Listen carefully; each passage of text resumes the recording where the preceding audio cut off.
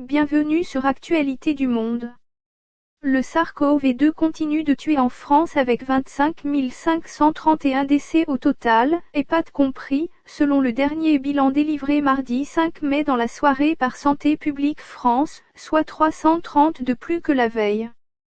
On dénombre 16 060 décès liés au coronavirus à l'hôpital, soit 234 de plus et 9 471 décès en EHPAD, soit 96 de plus, les personnes âgées étant particulièrement touchées.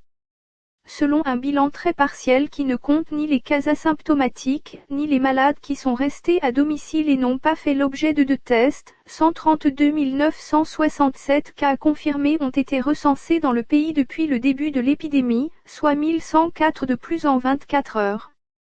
Parmi eux, 34 108 cas confirmés dans les EHPAD et établissements médico-sociaux, auxquels les autorités ajoutent 37 584 cas probables, soit 71 692 cas en EHPAD au total. La situation dans les hôpitaux s'améliore néanmoins avec 24 775 hospitalisations en cours, soit 773 de moins que la veille grâce aux sorties, et malheureusement aux décès. En cumul, on enregistre 94 191 hospitalisations depuis l'arrivée du coronavirus. 3 430 personnes sont actuellement en réanimation, soit 266 de moins. En brut néanmoins, on compte encore 987 hospitalisations de plus et 111 admissions en réanimation en 24 heures.